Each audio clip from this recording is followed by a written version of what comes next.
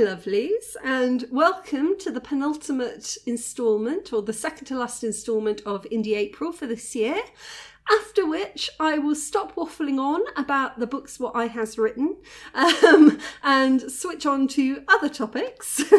But today I was just going to take a quick look at The Tangled Forest.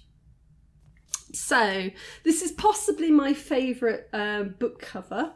It was done by Victoria Cooper Art, and I shall pop the link to her below because she does come out with some beautiful stuff. So I had just finished writing a lot of different historical fiction books. I finished Children of Lear, which actually came out after this one. So this was 2018 this came out, and this came out in 2019, but I'd written it before. This was kind of a strange one. It was my attempt to just write something for sheer fun. Children of Lear took a huge amount of research, Rosie Hours took a huge amount of research, Angarichna took a huge amount of research, and I just wanted to write something that required pretty much no research whatsoever. And that's what this is. This is my unresearched and purely fantastical book, which is the retelling of 3 fairy tales. So it actually started off as a novella, Wolfish, which is my retelling of Red Riding Hood. And that's all it was ever going to be. It was going to be a novella called Wolfish. And it did okay. It was longlisted for the Leapfrog Press Award. And I sent it out to a couple of publishers, and one of them came back saying, we really like it, but unfortunately, novellas just don't sell. That you'd need it to be a full-length novel. And I kind of got that same feeling that I had with Children of Lear of, do I really want to put myself through this? Because I wrote this purely for fun, and so to write something for fun and then to have to go through this stressful submissions, please like it, will you publish it kind of cycle just didn't really appeal to me. Ghostwoods, again, they were going through a bit of a rocky point, but they said, look, if you can add 2 more stories to this, then maybe if you can turn it into a collection rather than just a single story, then, we might be able to. They weren't able to in the end. They didn't appreciate the other 2 stories quite as much as I did. But I decided to put it out as a collection of 3 short stories. So the first one, as I said, is Wolfish. So that's my retelling of Red Riding Hood. Then I included Red and White, which is the story of Snow White and Rose Red. And the last one, which is Skin, which is the retelling of Donkey Skin, which is a French fairy tale called Poudin, I think, Donkey Skin. So just very quickly, I'll just explain what the 3 fairy tales are, roughly, just very roughly, and kind of the spin that I put on that and why I put that spin on there. Now, of course, they're dark stories. All of my stories are dark, although there is one story in the middle here, Red and White, which was my attempt at a little bit of comedy. Sort of a comedy of errors. And, in the reviews, that's the one that people seem to like more because it is a little bit comic. So the original novella, Wolfish, the reason that I wanted to tell it is because I like dark fairy tales. And if you go to the roots of the fairy tales, all fairy tales are really dark. And there's this amazing YouTuber called A Bit Frank, and she does these wonderful animations where she really delves into the dark original origin stories of many of these fairy tales that were, collected or written down by the Grimm brothers or by Perrault.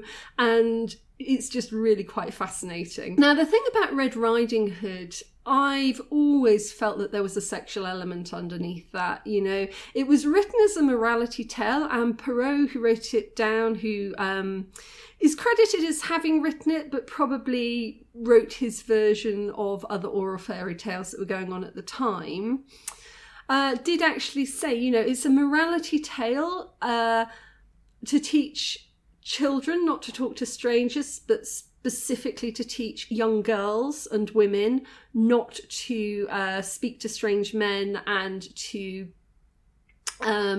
fall prey to quite literal predators, which the wolf represents.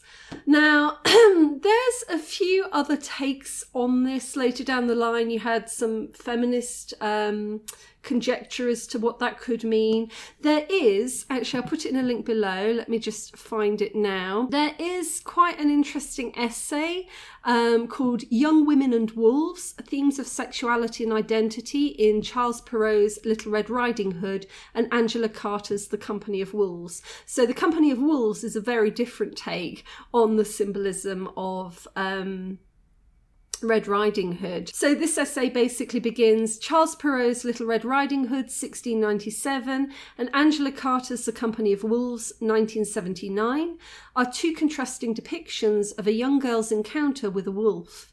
In both cases, the encounter symbolises the loss of the girl's virginity, while in Perrault's work, this sexual encounter leads to the young girl's demise. Carter associates it with her fulfillment. So they're coming at it from very, very different angles. I don't know. I did not really base it on either side of that story. I just started writing to see where I would end up. And the one kind of key question in my mind was, what if the wolf wasn't the bad guy?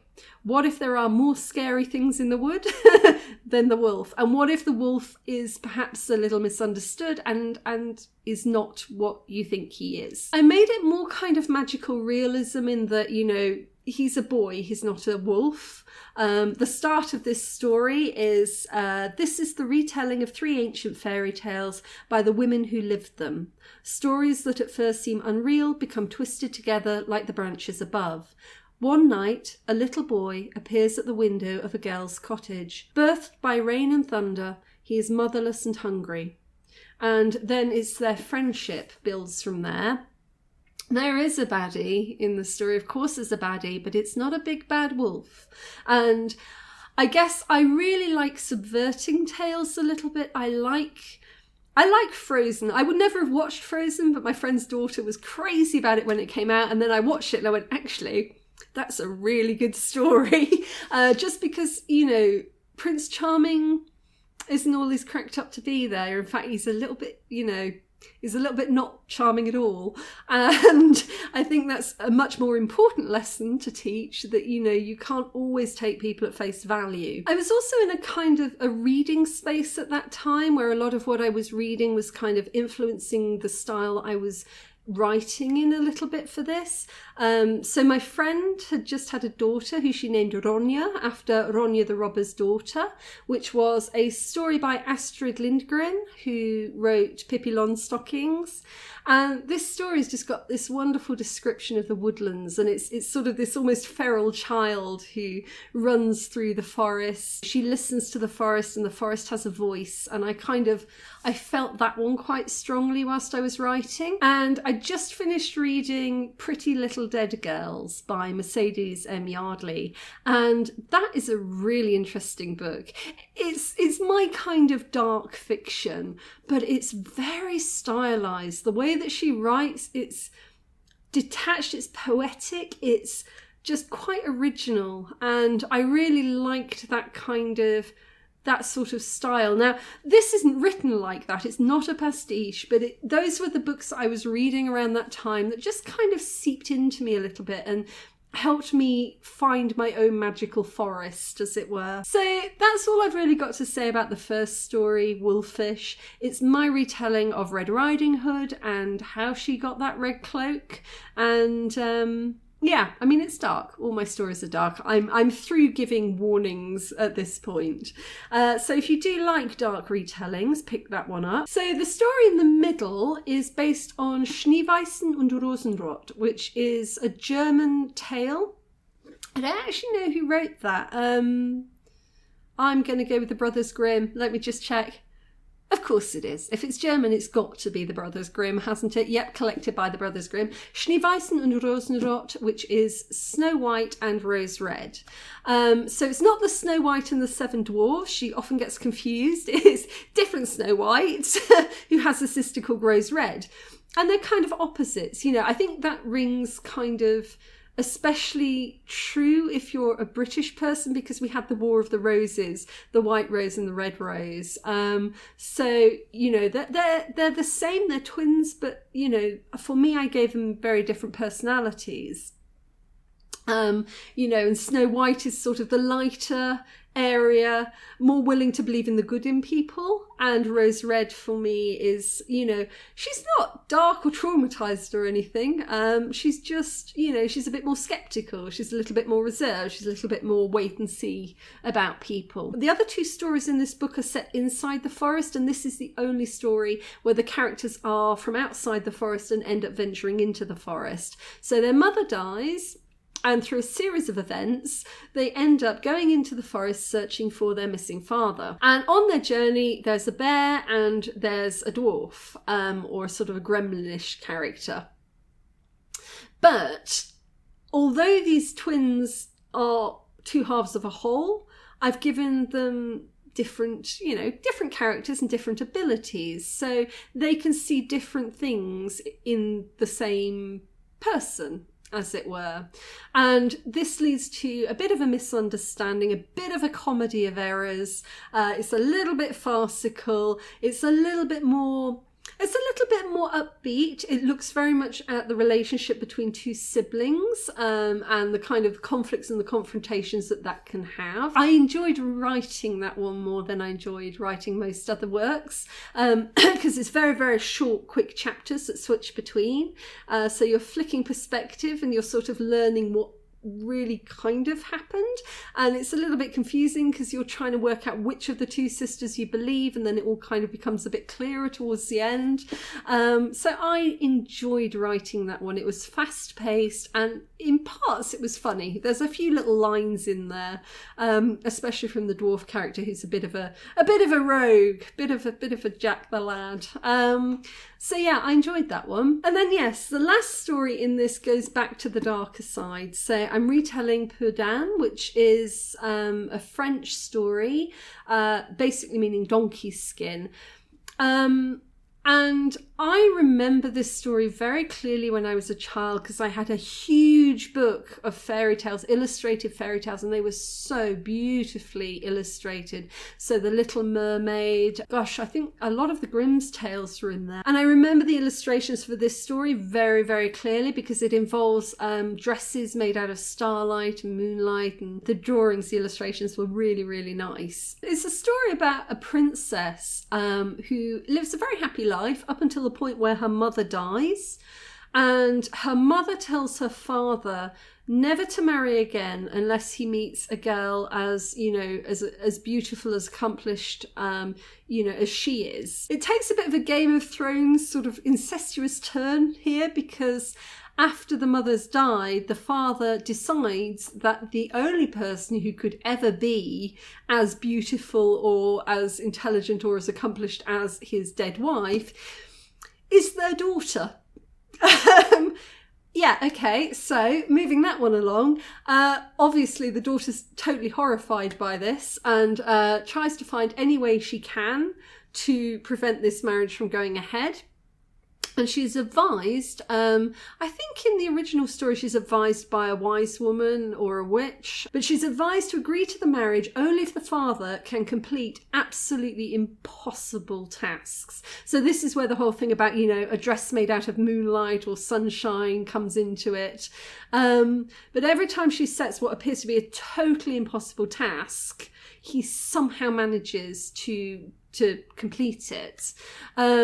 And the last request is to bring the skin of the donkey that provides the kingdom's wealth. So the king has a magical...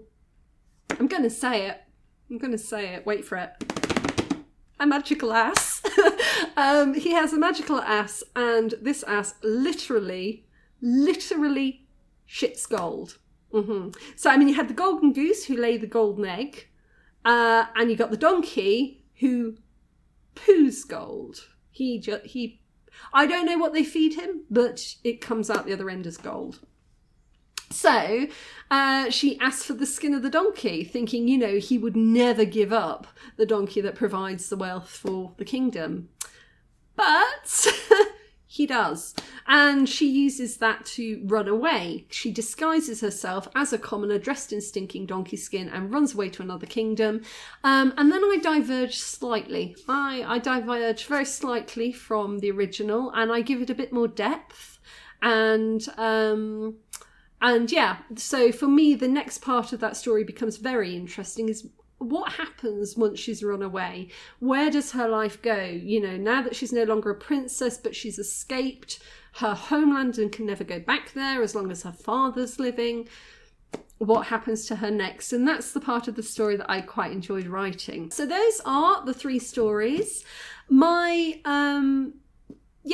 particular pleasure in this was that I didn't have to sort of research anything. I could just go wherever the story took me, and I started writing. I'm a pantser. I flew with it, and these are the stories. This is where I ended up. And because it started out being only 1 novella, but ended up being 3 stories, I've kind of woven a couple of themes throughout that. So there's the theme of the missing father figure, and the theme of the witch in the woods, and they kind of all sort of spin together. So Wolfish happens first, and then Rose Red and Snow White, they're maybe a few years after, and then the final story, Donkey Skin, happens many, many, many years later on, but it kind of wraps everything together. And I really enjoyed writing this. I know people who have enjoyed some of my other books didn't get on with this one so well, because it is very, very stylized. The style of writing is very different. So yeah, I like this book. So if you want to check it out, I'll leave the link below, and let me know. Let me know what your favourite fairy tales are, and let me know whether or not you like your fairy tales Disney, or if you like your fairy tales Grimm. You know, do you prefer to know the darker origins of your fairy tales, or do you prefer them to be a bit light-hearted and just, you know, nicer morality tales? Let me know below.